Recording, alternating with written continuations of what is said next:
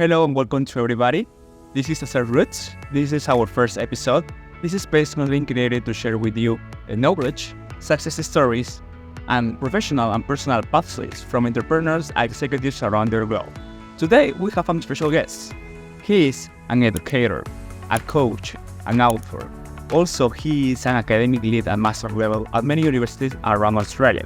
He is a specialist in program management and also he is a CEO of PMLogic. Please welcome to James Bawtree.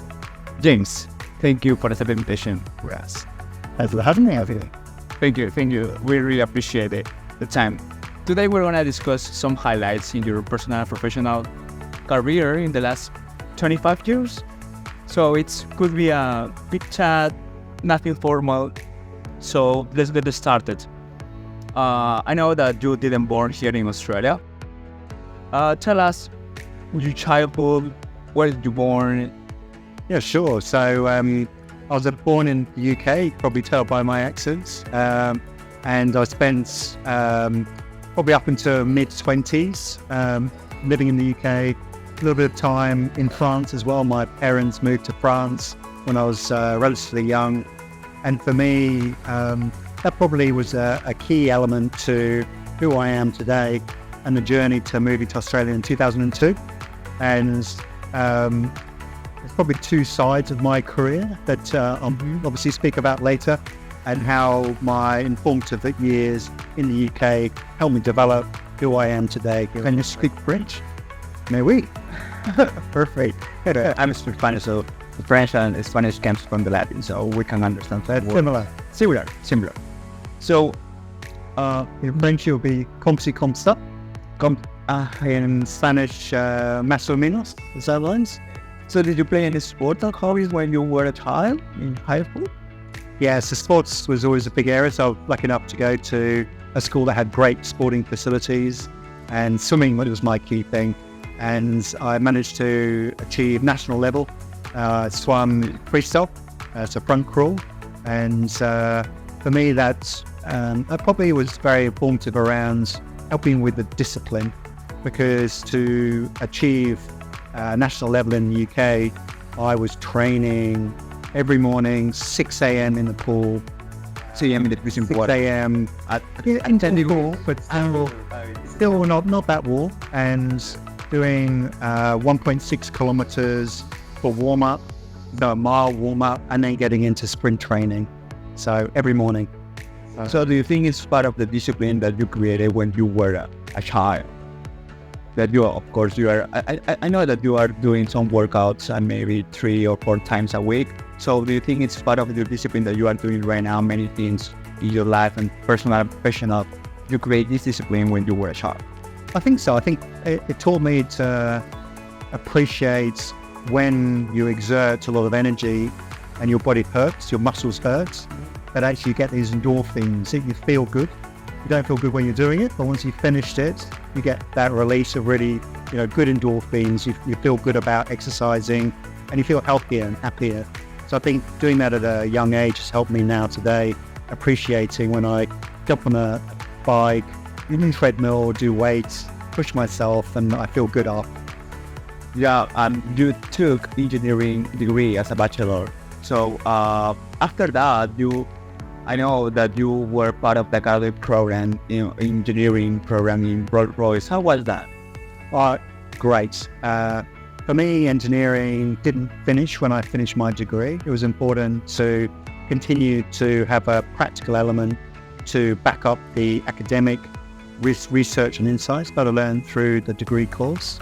And so I was very fortunate to be chosen as one of, I think there's about 30 people that are chosen per year on the Rolls-Royce graduate training scheme. Mm-hmm. And for me, around the world, just in the UK. In UK. But it was around the company. And so what that gave me was experience in different areas, for example, in design, procurement, manufacturing, project delivery, research projects as well with Nottingham University.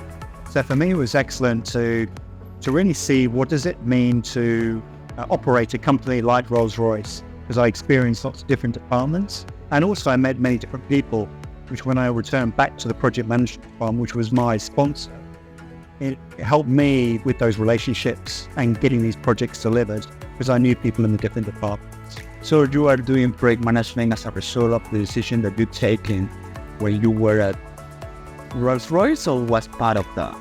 Yeah, I like to say project management found me rather than me finding project management. Yeah. And why I say that, to get on the graduate trainee scheme, there's all the tests that I went through, and some of them were psychological profiling, and I profiled I'm suitable to do project management.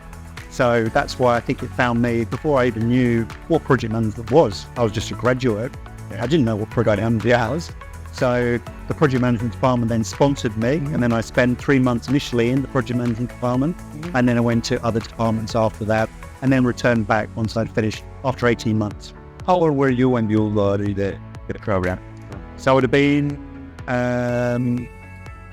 23. So I took a year off. So I graduated from my engineering degree and then backpacked for a year around the world, which is one of the reasons why I'm here in Australia. I fell in love with Sydney and Australia. I thought I have to come back here at some point. In which year did you decide to come back, to come here to Australia, to move in here to Australia? Because I know it was a personal decision because you're married. Please, can you tell me more about that decision? Yeah, sure. So I backpacked in 97, 98 was the years that I was backpacking. And it took me to 2002 to work out how I could get to Australia. And I was fortunate, I met my wife, who we met in London. And obviously 2002, we got married 2004, and happily living in Australia. And this is my home now. So people say, when do you go back home? I go, well, I am home. This is my home. Yeah, I visit the UK and I love the UK. I love hanging out with friends and family, but this is home for me. What's a bit cool from UK to Australia, in personal and professional perspective? It's hard, yeah, and I'm sure a lot of your listeners will appreciate this. Moving country, you go from being known, so people in England know Rolls-Royce, and if I was to apply for a job, as a project manager, I had a degree, I had experience of Rolls-Royce, I was known. In Australia, I had no Australian experience. So when I landed here, it's very difficult to get a job. And I know a lot of people who move to Australia, they struggle with that first job. And so part of the philosophy around PMLogic is to give people that opportunity to use what they're learning and apply that to add value to their clients, and also learn with PMLogic as well. You decided, yes, when you came here, you moved into Australia, you decided to run your business PMLogic Fund, or you decided to work for someone else at the beginning, and then you decided to run it? Yes, the latter. So I started with a company called Rojan Speakers International, and I was very lucky to get that job because it helped me with a lot of the softer, what is often referred to as soft skills, but actually the humanistic skills. And I think they're the harder skills. They shouldn't really be called soft skills. Often hard skills are like your technical skills in project management, risk management, scheduling, but actually working with and helping people adopt new ways of working, that's much harder than the technical elements. And so for me, Rojan Speakers International specialized in those humanistic skills. My job was to help them with, they were rolling out a new customer relationship management system. And also they were looking at e-learning. So this is back in 2002. And my job was a project manager to help them with doing both. There was a project manager doing the CRM, so supporting her, and she was my boss. And looking at a business case around adopting e-learning. To do the e-learning, I needed to understand all the courses that they ran. So I was lucky enough to attend all their courses, learn from their courses, and at the same time break the course down into what can be learned in a synchronous, so face-to-face, and what can be learned asynchronous, so offline, e-learning. Do you think nowadays it's good to have both perspective for critical? Critical. Yeah. So if you think about education, a lot of what you learn doesn't have to be face-to-face. That's inefficient. People learn differently as well. So you could learn a lot quicker in a face-to-face environment than me, but the lecturers speak at the same pace. So you'll pick it up and I won't. And then I have to then read through information outside of a lecture Whereas in fact, if we're given that information, we learn it at our own pace, and we come to a live session, a synchronous session, To solve inquiries. exactly, to ask the question and the group work, and then you're applying that knowledge. And that for me, the other thing that I did at Rolls-Royce, they had an aging workforce issue they wanted to solve, where they predicted a lot of their experts were going to be retiring in 10 to 15 years, and all the knowledge was in their head. So when they left, retired, that knowledge would leave with them. So they wanted to work out the way, how do we take this knowledge from the experts and keep it within Rolls-Royce when those experts retire? And that's knowledge management around psychology.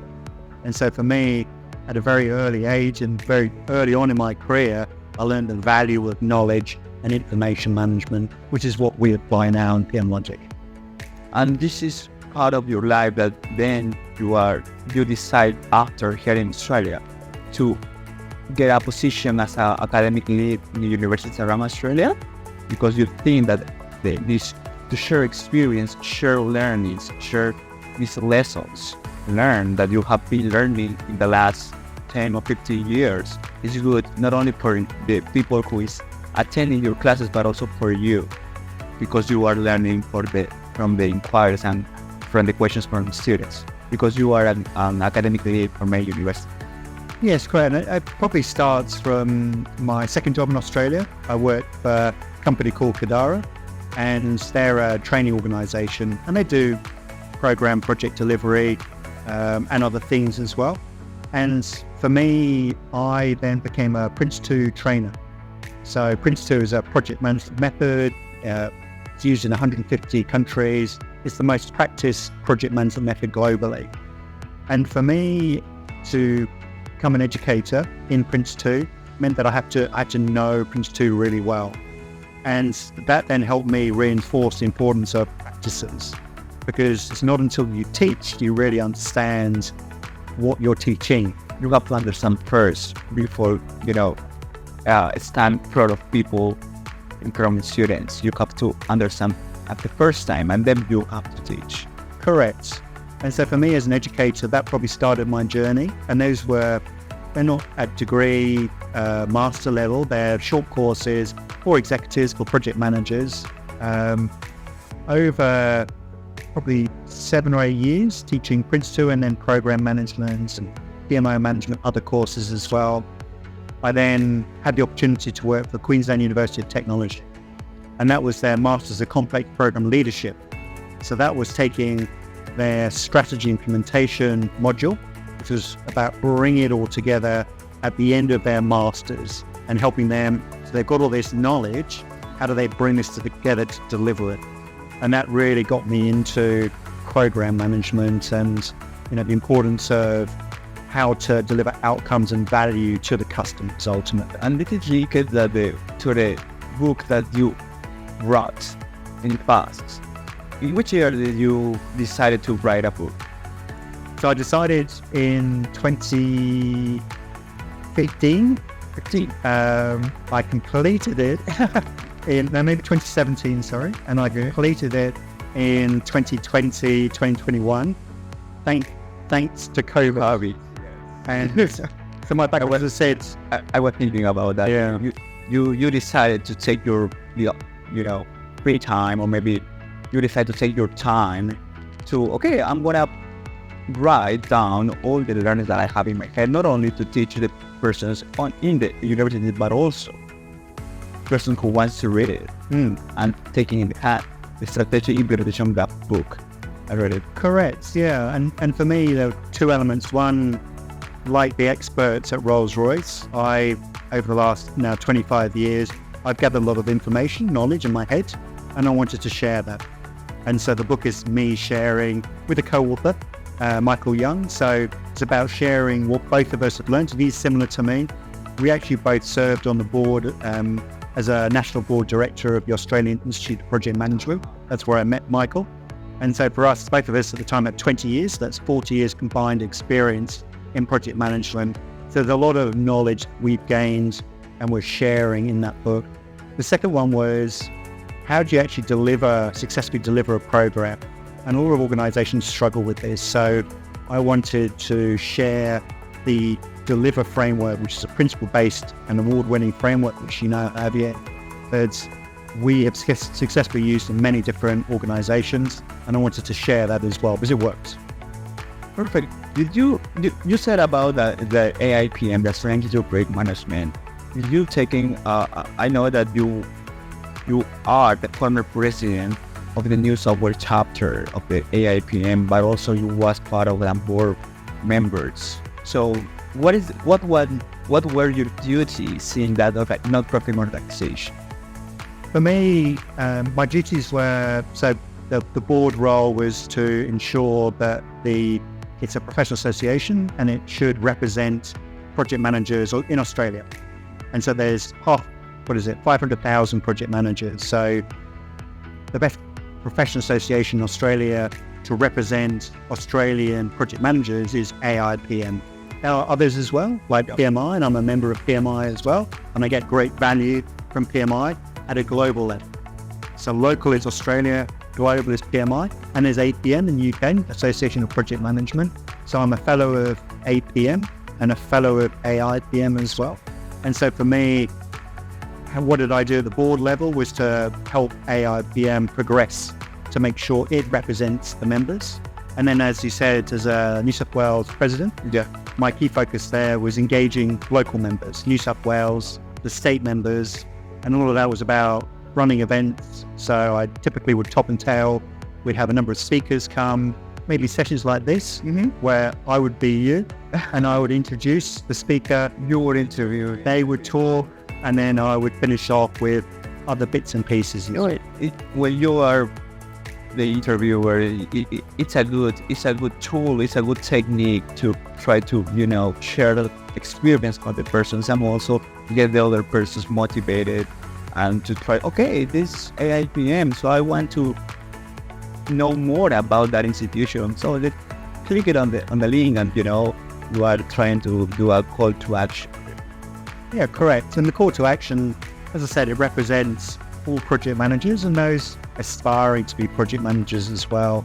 So, for example, students, they become a student member at a vastly discounted rate, and they get access to a lot of really useful information, plus these events that I mentioned, where they can meet practitioners and learn about what it's like to be a project manager and how do I go from what I'm learning today. Maybe I'm doing a project management degree, or maybe I'm doing an architecture or accounting, and I'm interested in this thing called project manager.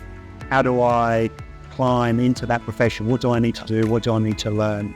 So people like me can guide them through that based on our experience. Oh, it's amazing. Thank you, James, for all the highlights from your career. I know that there are many other highlights.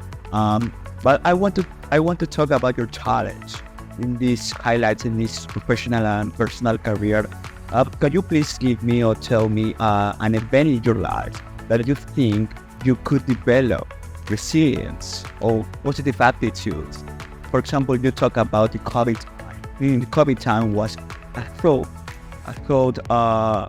time for everybody in the world. So you took the decision to finalize your book. So do you remember another event that you developed this positive thoughts and mindset to contribute and keep learning? Yes, many have it. Yes. And the world of project management is full of events like this because there's a lot of unknown unknowns. And so you can't, even in your risk register, you don't know what that risk is because it's an unknown. And you don't know the consequence of it either. Yeah. So for me, as I mentioned, the COVID, you have a choice. So for me, COVID was awful. We had a lot of projects we were running, and they went from a lot to not very many. All of our education disappeared overnight. Most of it was executive face-to-face. And when you can't do face-to-face, there's no education. So for me, I needed to do something. I couldn't just sit and do nothing, which is where I focused on writing the book. Another good example is University of Sydney. My first lecture, I think it was in front of 400 or 500 people, and one of the big conference. Yeah, it was a guest lecture when I came, and one of the professors said, "Oh, come and talk to our students about project management." Okay, yeah, no problem. So I come along and I then get invited to this hall and I look up and there's just tears. I mean, it looked like thousands of people. That was quite scary. That was scary. But I think you have to have confidence. I knew that I knew probably more than them about project management, given I'd been in project management, they were studying. And so for me, it was about answering authentically, truthfully around what I knew and what I didn't, and engaging them in the conversation. And probably this was before I started formally teaching at University of Sydney. And so for me, that probably was a good introduction to how students would see me if I was to be a teacher. And then about 2 or 3 years later, I was invited to run a unit for City Union. So that was fantastic to be given the honor to do that. Now, where I met you. Yeah, perfect. Yes. If people don't know, but I met James because he was my first, one of my first professors at the master level at the University of Sydney. The course was a 5820 Applied Project Management. That's the reason that I met James. That's the reason that I am so grateful to meet him. I remember that I had the same feeling because my first experience talking in English as my second language, because I speak Spanish, was when I was in Canada. I was taking, I remember the thermodynamics 2 in Canada as an exchange semester, and was a class of 300 people, and the professor was detailing the results of how to figure out what is the result of one problem. And I was scared. I was scared at that moment to raise my hand because I didn't understand very well, because they wanna. I thought that they're gonna laugh on me. They wanna start laughing about my accent because I'm Spanish. So, but I did it. So it's the same as you are saying. It's like a stand in front of many people to raise your hand or maybe to teach as a first time. It's difficult. I think you're correct, Javier. And I think it's really important to get out of your own way. Mm-hmm. And a lot of it is in your heads. And it's amazing what we as human beings can achieve if we get out of our own way. You've got to just go for it. Yeah. But you have to rehearse. You have to prepare. Yes, we have to prepare. Talking about prepare, I'm really curious about you are taking many roles in the last, for example, 5 years, and also you are taking roles in the same time. So for me, I will be I don't know how to say that, but it could be tough for me to achieve goals and achieve success as you are doing right now at the same time for different roles. So do you think that time management in your life, when you are trying to achieve success, many roles that you are doing, it's one of the keys? Or what else? Or what else you are doing to achieve that time? Yeah, I agree. Time is important. For me, it's more purpose. That probably is a higher. Whenever I think about a hierarchy of what's really important, for me, it's to be driven to a purpose, to a reason. What's your reason for being? Simon Sinek has a really good analogy. It starts with why. So it's really important to think about that. What's your why? Why are you doing what you're doing? And then from there, the people that are involved. So once you understand your why, who do you surround yourself with? And you've got to surround yourself with people that have a similar culture. They're like-minded.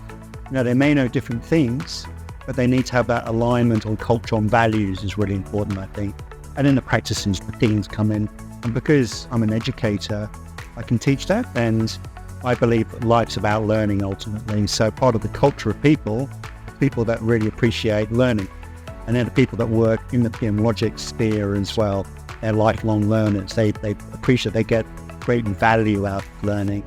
And then digitization is a big area where efficiencies come in. So I think that's where the time management comes in. So you've got efficiency and effectiveness. So efficiency is your time management, but if you're doing the wrong thing quicker, you're just going to get to a failure quicker. And so for me, it's about doing the right things as well. And all the programs and projects out there are doing the wrong things. So you get somebody in there to get them to do it quicker. They're still going to deliver not customer value ultimately. And the fifth one then is performance, which is how do you measure it. So most organizations and people don't really think about their why. So they're measuring what they're doing, not why they're doing it. So for me, those 5 core principles are really important. Oh, that is amazing. We're wrapping. Thank you for your tips, and we're wrapping out this interview. So I have 3 last questions. The first one is, what do you think will be the role of sustainability, because you are a specialist in program management, but focuses on sustainability practices and approaches. So what do you think will be the role of sustainability in project management? So I think the first thing, and I mentioned Prince 2 earlier, so one of the things, the latest version, which I've helped to contribute to, is to include sustainability as one of its core elements, core aspects. So people in project management sphere would know about time cost scope, often referred to as triple constraints, the iron triangle.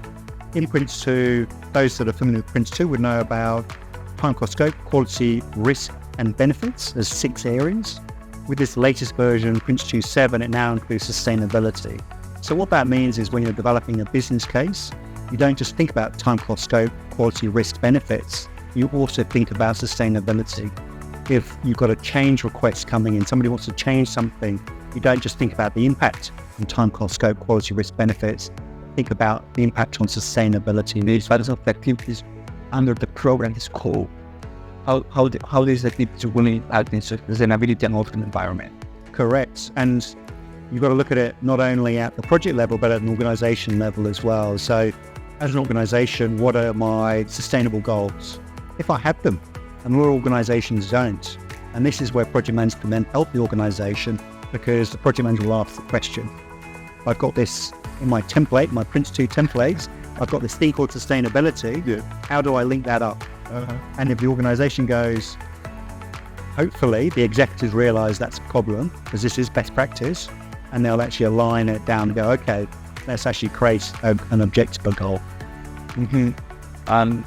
Yes, and this is linked to the innovation, because if you are thinking to sustainability, you could think that sustainability is you are doing in the same way, that the same activity for the last 20 years. So you have to change it, because this will impact to the environment. So I link this with innovation.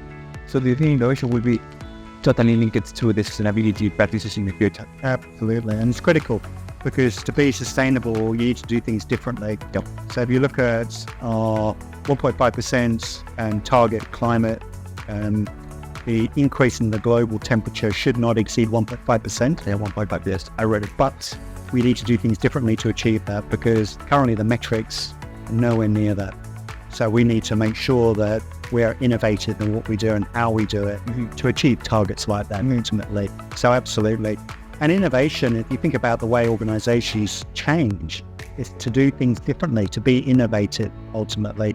So in the way that we in PMLogic think about innovation, it's the first step, and we've got to deliver frameworks. So innovation comes with discovery, examining opportunities, and then learning lessons. What's been tried before, what's worked or what hasn't. So that's the DEL out of deliver.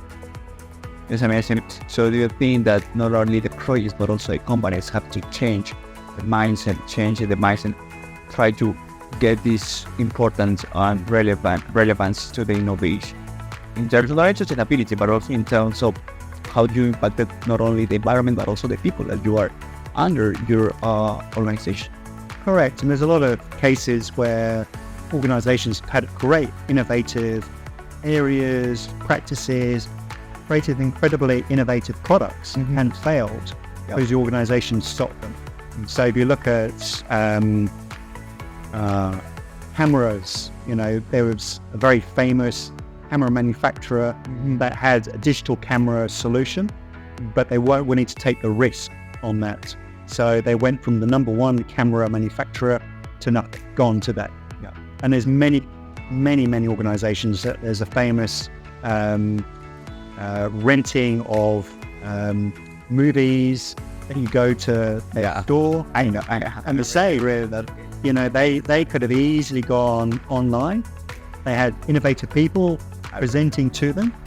So so it's not necessarily do innovation or not. They should all be doing innovation, it's risk level, it's the culture, it's the ability to take a calculated risk on things, because if they're not taking a risk, then they will fail because they're taking the easy path, and the easy path is not going to lead them to something different.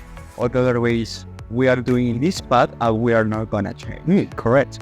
Yes, I remember one case study about the brand of cell phones from Asia. Yeah. And just last question, James. What is the vision that you have for project management at Dissolve?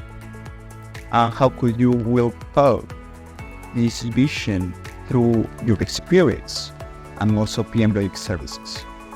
So the big vision for me is that project management today, it's an industry, it's not a profession.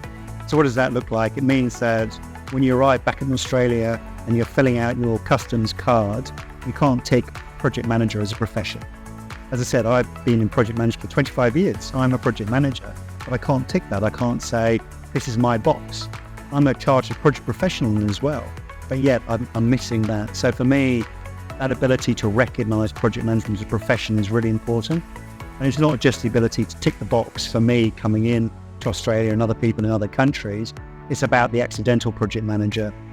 Way too often when I review projects and programs, I see those projects and programs run by people that don't understand, like you and your masters. They don't understand project management. So why would you give that person a project which is going to change your organization when they don't have the right knowledge, skills, and experience? It's an error of judgment, and it's not individual's fault, because if somebody's offered me a job and they had confidence that I can do it, and they say, yes, I'll support you, of course I would say yes if I'm young and I want to do it. So for me, the organizations have to change, and the best way to achieve that is through professionalizing. It also would benefit organizations because these failures should reduce with a more professional workforce. Therefore, insurance, as a good example, should reduce because there's going to be less people suing, there's going to be less problems, so therefore less claims on insurance. I think as an industry, there's a great opportunity to professionalize project management. And that's certainly why I volunteer for AIPM and APM as well. And obviously attend PMI. I'm an active volunteer. I teach at university. It's all about educating for your generation to do better than my generation around professionalizing project management. Thank you, James, for this time you took to share with us and for the audience all these experience and learnings that you've got from the last years, and as a result of your expertise and result of the work that you have been done and all this support that you are providing with PMLogic and also with your team to educate not only the persons, the people, but also to the professionals to do in another way, in an innovative way, the same activities that I have been doing in the same way in the last 10 years. So thank you so much. Well, thank you for the opportunity to share some of my experience, and I look forward to seeing many more of these episodes with other people sharing their journeys. So thank you.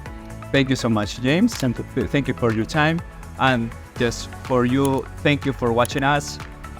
Stay connected. You will see that we are going to have a lot of interviews and a lot of episodes. Please subscribe to the channel. Thank you for watching us. Bye bye.